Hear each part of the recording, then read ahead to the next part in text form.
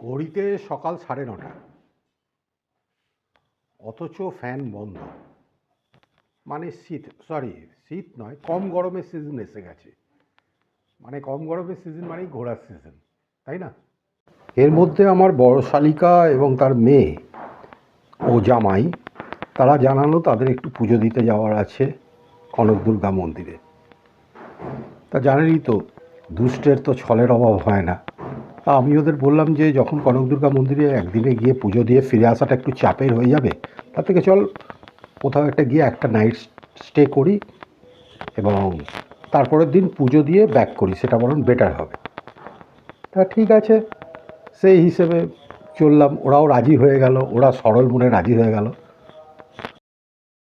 আচ্ছা, ঘোরার জায়গাটা যদি এরকম হয়, সুন্দর শাল গাছের জঙ্গল ঘেরা রাস্তা দিয়ে যাওয়া, কোনো হোটেলে ভুরিভোজ করা, তার মধ্যে নামনা জানা কোনো হোটেলে, সুন্দর একটা পুকুরের ধারে খানিকক্ষণ ফটো সেশন করা, বিকালবেলায় একটা হ্রদের ধারে দাঁড়িয়ে সূর্যাস্ত দেখা, জায়গাটার আশেপাশে যদি এরকম সুন্দর পাহাড় থাকে, ছোট ছোট পাহাড় দিয়ে ঘেরা জায়গা হয়, সামান্য একটু অফ রোডিংয়ের অভিজ্ঞতা, রাত্রিবেলা একটা গা ছমছমে পরিবেশ, পুরো নিকষ কালো অন্ধকারের মধ্যে শুধুমাত্র হোমস্টের আলোগুলো জ্বলছে, এবং সর্বোপরি রাত্রিবেলা দেশি চিকেন এবং রুটি দিয়ে ভুড়িভোজ, তাহলে ব্যাপারটা পুরো জমে যায়, তাই না?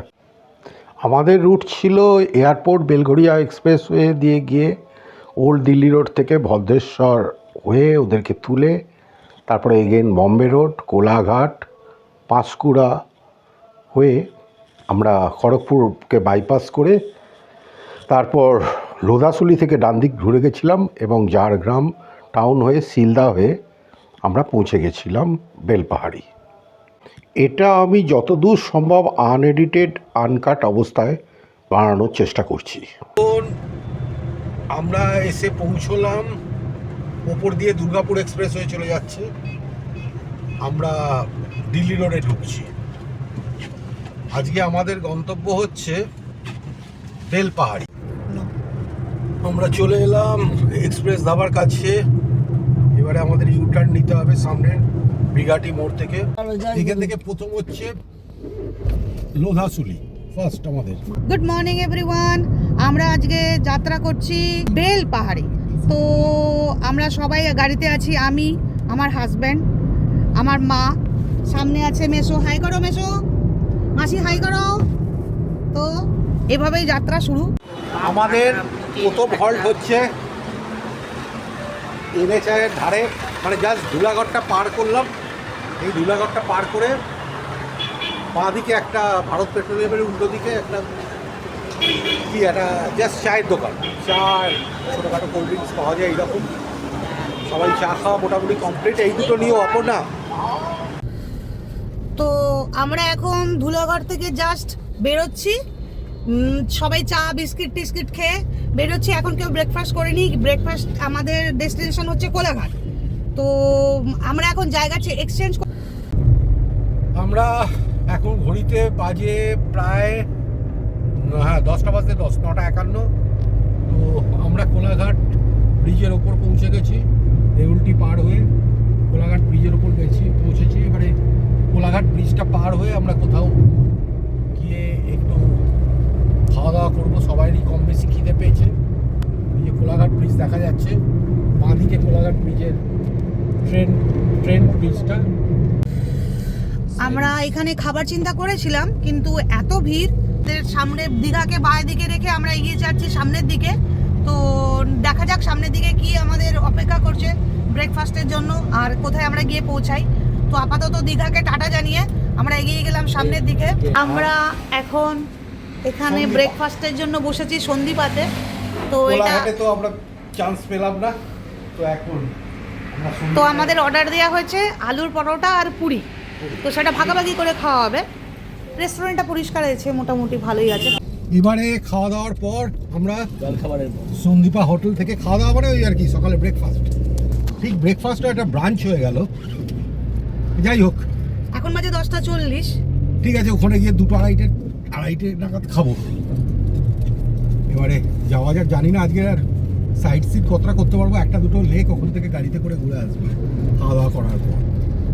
আর খেয়ে আর কাউকে ঘুমোতে দেবো না, একদম রাত্রে খেয়ে যদি ঘুমোতে যায় ব্যাস হয়ে গেল।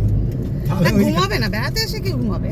গল্প গুজব করতে করতে আমরা এসে পৌঁছলাম কোনো মতে পুরীর রাস্তাটাকে এড়িয়ে।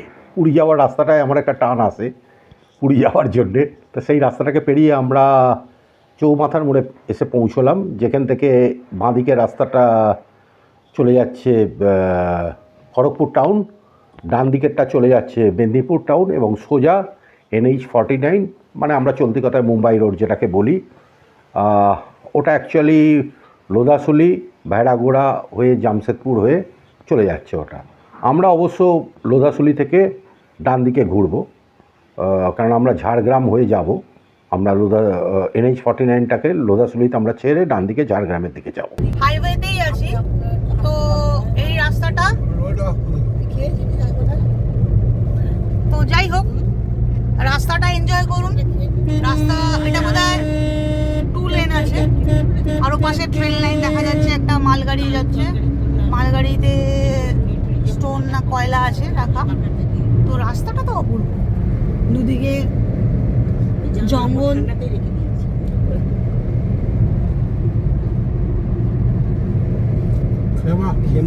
খেমাশুলি জায়গাটা হচ্ছে খেমাশুলি।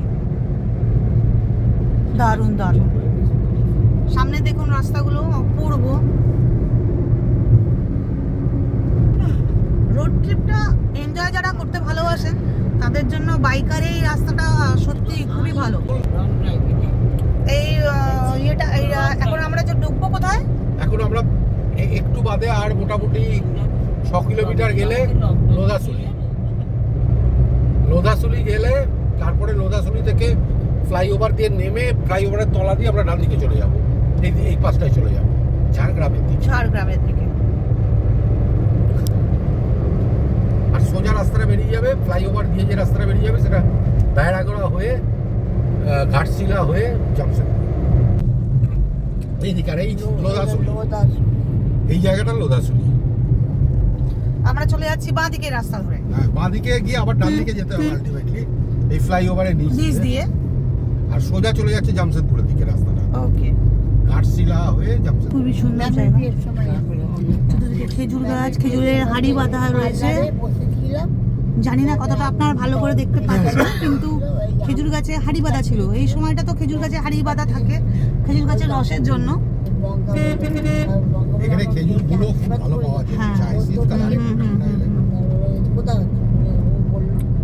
আমরা এখন লোধাশুলি বাজারে, এই বাঁদিকে চলে গেলে, না বাঁদিকে না, আগের রাস্তাটা দিয়ে গেলে লোধাশুলি প্রকৃতি পর্যটন কেন্দ্র। আচ্ছা, আর ডান দিকে আমরা ঝাড়গ্রামের দিকে যাচ্ছি। আচ্ছা, আমরা ডান দিকে ঢুকবো।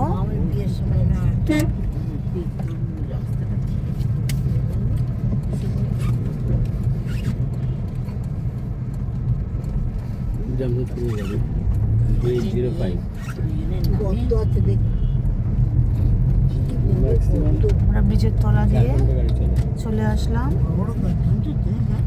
এবার আমরা এই দেখুন ঝাড়গ্রাম, যদি দেখতে পাচ্ছেন ঝাড়গ্রাম ব্লক, এইবারে আমরা লোধাশুলি, এই যে আমরা ঝাড়গ্রামে পড়লাম। ঝাড়গ্রামের দিকে যাচ্ছি আমরা।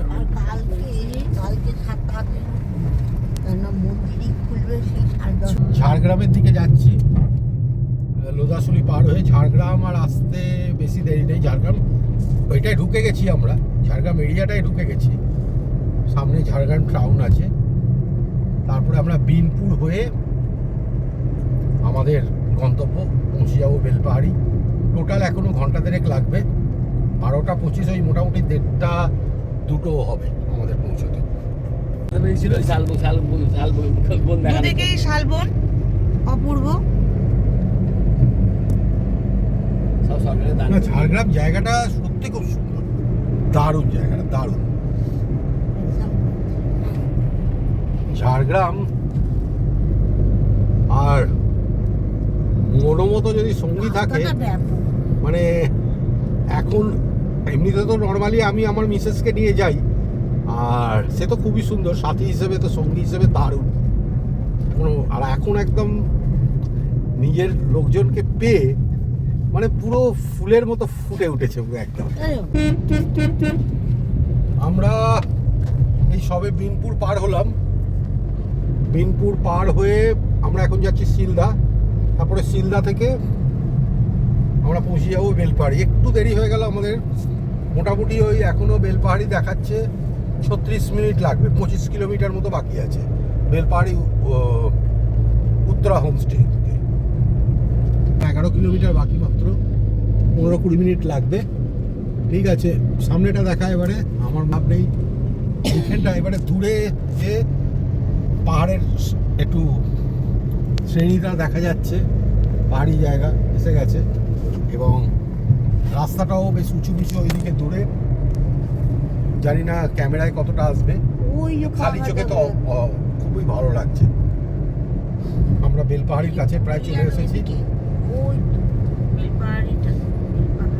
বেলপাহাড়ি অলরেডি আমরা ঢুকে গেছি।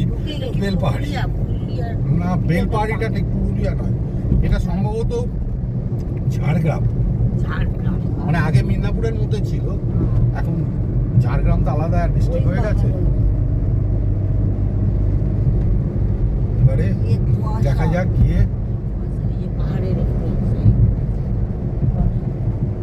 এবারে আমি তো নিজের পছন্দ মতো একটা হোমস্টে করে নিয়েছি, এবারে আমার সঙ্গী সাথীদের কিরম লাগে সেটাই হচ্ছে বড় কথা। ভালোই লাগবে, দেখা যাক। চলো চলো আমরা পৌঁছে গিয়ে আবার দেখা হবে। আবার দেখা হবে।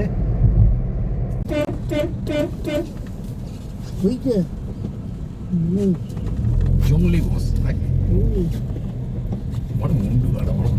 ছবি লিখছে নাকি?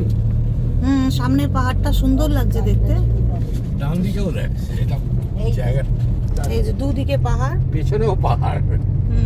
আমরা এখন দু পাহাড়কে মাঝে রেখে আমরা যাচ্ছি রাস্তার উত্তরা হোমস্টে। উত্তরা হোমস্টেতে আমরা উত্তরা হোমস্টে, এই যে আমরা এখান থেকে এলাম, এসে পৌঁছলাম। এই যে আমাদের এই হচ্ছে উত্তরা হোমস্টে। আমরা এই রুম দুটো নিয়েছি পাশাপাশি, এবং এই দোলনা দেখে আমার বড় শালি মনে হচ্ছে দুলবার ইচ্ছে আছে। ঠিক আছে, আগে ঘরে ঢোকাই তোদের, তারপরে আমি আর আমার জামাই মিলে মালগুলো ভেতরে নেবে, ঢোকানোর ব্যবস্থা করছি। রুম ট্যুরটা একটু দিয়ে দিচ্ছি। এইটা খুব বিরাট আহামরি কিছু না হলেও মোটামুটি পরিষ্কার পরিচ্ছন্ন যা মনে হচ্ছে।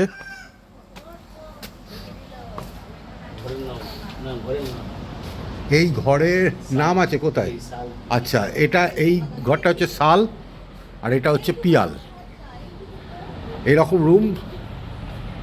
এই রুমে দুটো ডাবল বেড আছে, দুজন করে থাকতে পারবে, মানে একটা রুমে 4 জন থাকতে পারবে। বেসিন আছে, বাথরুম মোটামুটি পরিষ্কার পরিচ্ছন্ন খুব। বাথরুমটা মোটামুটি ঠিকঠাকই আছে, ইংলিশ কোমোড আছে, সব কিছু আছে। শাওয়ার আছে, হ্যান্ড শাওয়ারও রয়েছে বাথরুমে। এইটা তো শাল, এবং ওই গড়াসিনী পাহাড় দেখা যাচ্ছে সামনে। আর এইটা হচ্ছে পিয়াল। দুটো ঘরই একই রকম আছে মোটামুটি। হ্যাঁ, এই ঘরটায় খালি এ আছে, বেসিন একটা এক্সট্রা আছে বোধহয় বাইরে। ওই ঘরটা কি বেসিন ছিল রাহুল? বেসিন আছে না ওই ঘরটাতেও? এই হচ্ছে, এই মোটামুটি। রূপা কীরকম? চলবে তো? খুব সুন্দর, খুব সুন্দর। হ্যাঁ,